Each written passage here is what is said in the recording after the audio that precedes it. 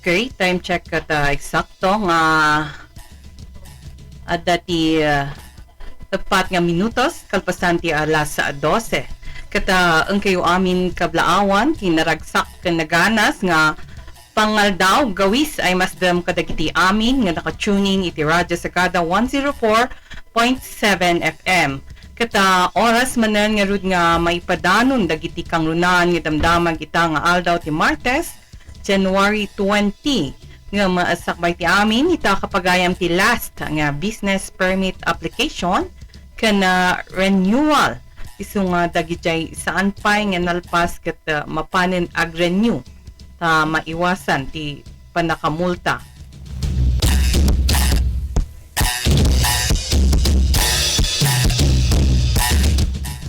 Kata siya karod ni Maing para iti Damdamag Radyo Sagada Midday Edition.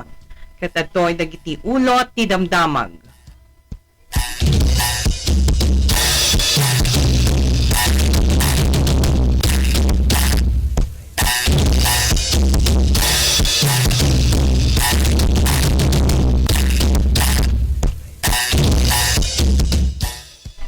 Nabayag panakaibalo ti journalist ni Frenchie May Cumpio dinalaw ti grupo dagiti media. Gastos dagiti pasahero asaan naitulok arumwar ti pagilyan isubli ti BI. Coast Guard isigurado dati seguridad ti Malampaya East Awan Gas Discovery. Saan umno nga datos si DPWH idurun nati pa nakabisita manan dagiti flood control project. Umadado bilang dagiti agtutubo a Pilipino agar aramat ti chronic disease. Panag-review iti rice tarification law iti kabayatan ti panagnato dagiti presyo idurduron ni Delima. Hagarup 6.4 million smuggled na sigarilyo na kumpiskari jay Nueva Vizcaya checkpoint. Mayor ti Mangkayan binalagagan ti Arta gapu iti panakataktak ti mining permit. Original song composers mauawagan nga makipasat iti original song composition contest.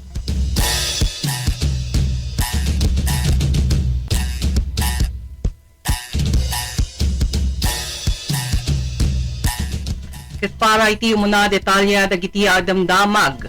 Tinabayag nga panakaibalod ni Frenchie May Cumpio may nga journalist ket sumangsango manan iti kritisismo manipod kadagiti international ken local a grupo dagiti media ken awagan da kas nalawag nga kaso ti red tagging ken panang atake ti press freedom. Ni Cumpio kot Executive Director ti Eastern Vista ken maysa nga Tacloban Radio Anchor ket naibalod manipod iti Pebrero 7, 2020 kalaman pay ti upat pay a miyembro ti Tacloban 5 kasaruno ti panag-raid dagiti pulis.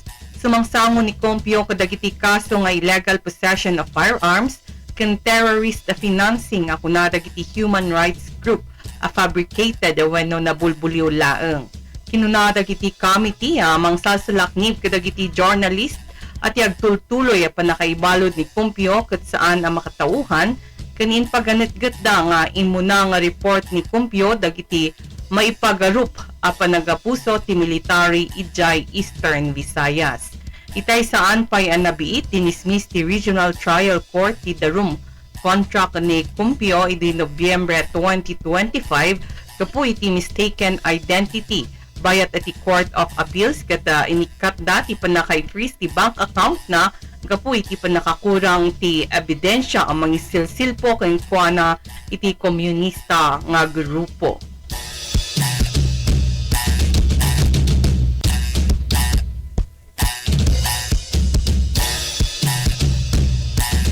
Para iti sumaruno ang detalya dagiti Damdamag dagiti pasahero asaan nga naitulok nga pumanaw iti pagilyan gapu kadagiti alerto ti gobyerno ket mabalindan nga kidawan ti panakaisubli ti travel expenses da. ngem saan nga maited dagiti refund kadagiti empleyado nga daan iti sidong ti active court orders.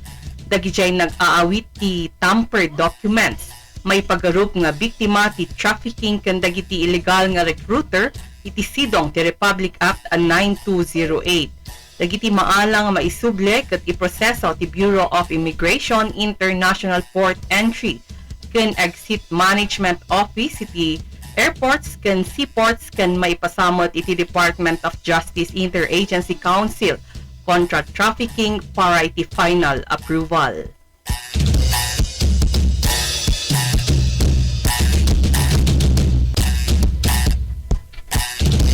May sa manan a detalya ti Damdamag National.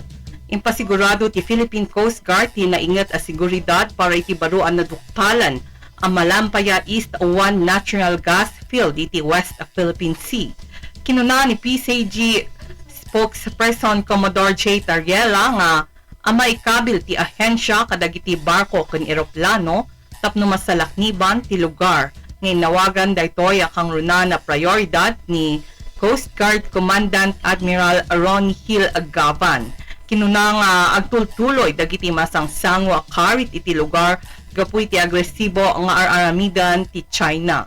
Imuna ngayon walagawag ni Presidente Ferdinand Marcos Jr. ti panakadiskubre ti 98 billion cubic feet a gas ti Malampaya East 1. Umdas amang supply ti 5.7 million a Filipino iti kada taon. Tinayaw ni Energy Secretary Sharon Garin tinasarakan kas historiko a kinunana benepisyuan daytoy iti agingga 8 million households ken mapaatidog ti biag ti Malampaya Field agingga iti 2030. Ipanagbaligi ket naramid babaan ti Malampaya Phase 4 drilling campaign ngayon dauluan ti Prime Energy ti PNOC Exploration Corporation ken Prime Oil and Gas Incorporation. Gas Incorporated.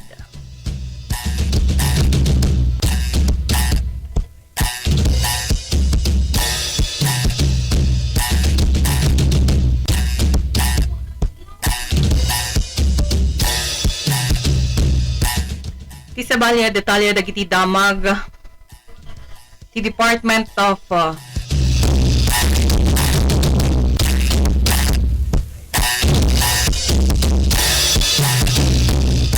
ginasut nga government investigators ti masapul nga aramiden da manon ti trabaho da kalpasan na may patulot da kadagiti saan umno a lugar dagiti flood control projects gapu iti saan maitunos a datos sa manipod iti Department of Public Works and Highways. Inamin dagiti opisyal ti DPWH iti Senate hearing at dagiti saan umno nga coordinates tinangyaw-awan kadagiti inspector isu asaan mapagtalkan dagiti report da. Kas resulta na masapol a bisitaan manan dagiti investigador ti agarup 10,000 na proyekto ang nasukimatan agraman ti rinibo pay a pending. Ti investigasyon ngayon dauluan ti Independent Commission for Infrastructure ket imun una binigbigda ti 421 August Flood Control Project iti entiro a pagilian. Iti laksid dagiti kamaliti database kuna dagiti opisyal ang na-validate ti daduma August projects ket isu itan ti naireklamo ang naipila iti Office of the Ombudsman. Inlawlawag ti Department of Justice nga agtutuloy ti legal actions bayat dagiti depektibo a datos.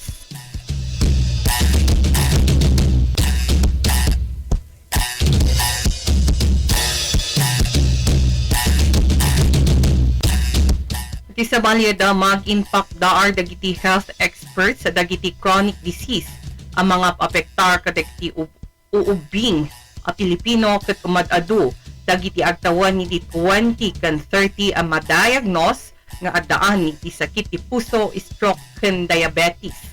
Inpadamag ti Philippine Statistics Authority ang manipod Enero agingga Abril 2025 dagiti kangrunan na sakit ti pagilyan ket pakairamanan ti sakit ti puso, cancer, stroke, pulmonya ken diabetes.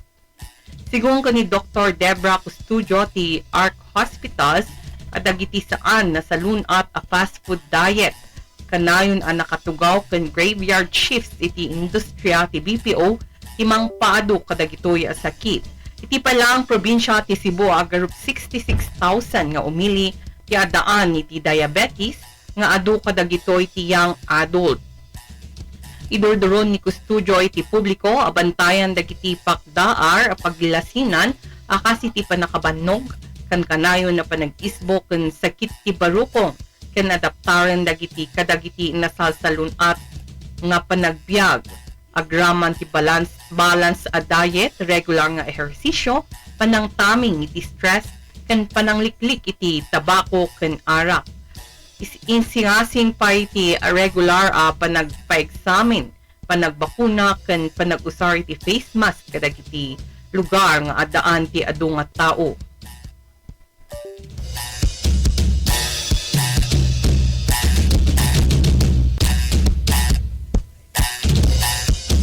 Isabali pa'y adamag ni House Deputy Minority Leader kan mamamayang Liberal Party List Representative Laila de Lima ket mga awag iti panakarepaso ti rice tarification law. Impila ni de Lima ti House Resolution 645 amang sapsapol iti komprehensibo a panagadal ti epekto ti lintag kadagiti mannalon ken consumer iti baet ti panagnato ti presyo ti bagas.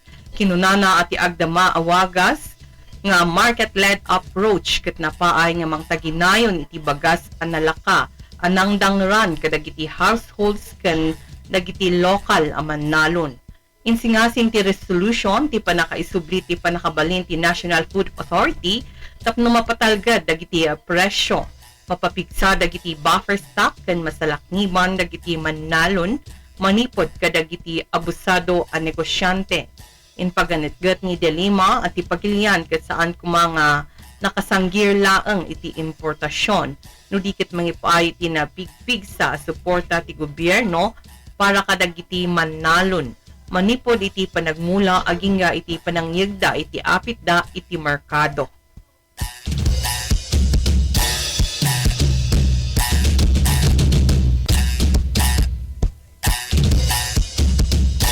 Iti sa balimanen adamag na kumpiskar ti nasurok 6.4 million a balor ti smuggled nga sigarilyo iti Nueva Vizcaya checkpoint. Kinumpiskar dagiti otoridad ti agarup 6.4 million pesos a balor dagiti peke a sigarilyo iti maysa a checkpoint ijay barangay Taktak Santa Fe ijay Nueva Vizcaya 9 PM iti Enero 18, 2026. Karaman kadagiti natiliw a suspect iti driver 42 anyos alias Aramram Manipod Paco Manila ken 48 anyos a helper alias Vin taga Pasay City. Sigung kadagiti pulis madamati investigasyon iti organisasyon a responsable iti panagipuslit iti kontrabando. Itay laang nabiit na kumpiskar ti Philippine National Police Region 2 dagiti peke a sigarilyo manipod iti adu nga operasyon ti Antiro Arion manipod 2025 aging iti erugrugi ti 2026. Kinuna ti PNP Region 2 ati panatibkerda ti turungda amang laban iti panagakar dagiti smuggled cigarettes kastamot dagiti dadu mapaya kontrabando as sumsumrek ken rumrumwar iti rehiyon.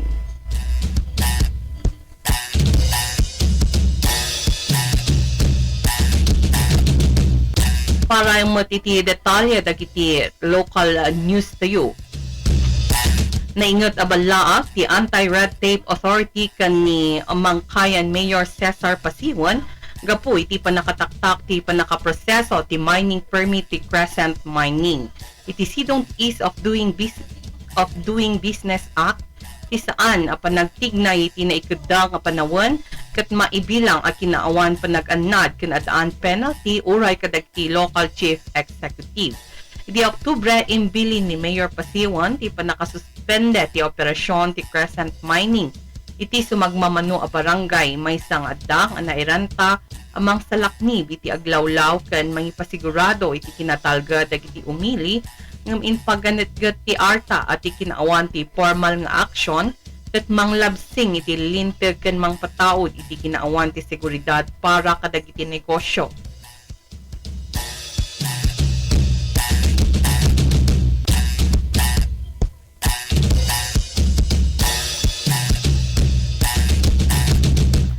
Agserbiti ka sa saad iti mangkayan a palagip kadagiti amin a lokal a gobyerno saan nga umdas tinasayat a panggap na awan dagiti konkreto nga addang iti maudi ti sungbat ni Mayor Pasiwan ti mangikadang no anya ti agraira ti surat ti lintag wenno ti awag ti umili ken aglawlaw.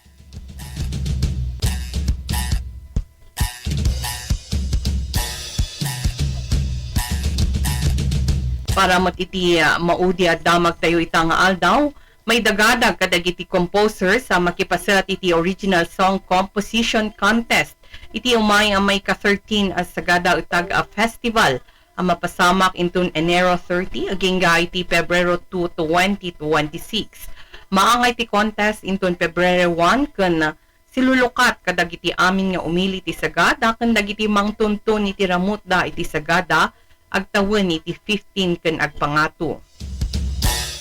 Dua ti kategorya na daytoy a contest agtutubo agtawon iti 15 aging iti 20 ken nataengan agtawon iti 21 ken nasursurok. Masapol nga original a kanta dagiti entry sa may tunos iti tema as Sagada My Home.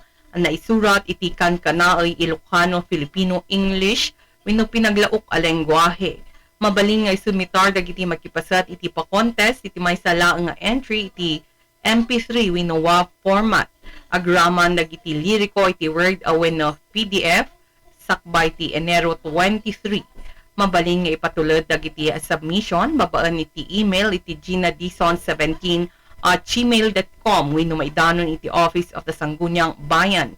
May pabuya a live dagiti nangabak nga entry ken kadagiti may pabuya kadagiti istasyon ti radyo ditoy Mountain Province ken maipablaak iti social media ken local publications at dati maited nga cash prize kadagiti nangabak. Idurduron mo dagiti organizers dagiti amin at talentado composers ti Sagada nga ipatulod da itan dagiti entries da ken ipakita dati creativity da iti umay nga Sagada Utag Festival 2026.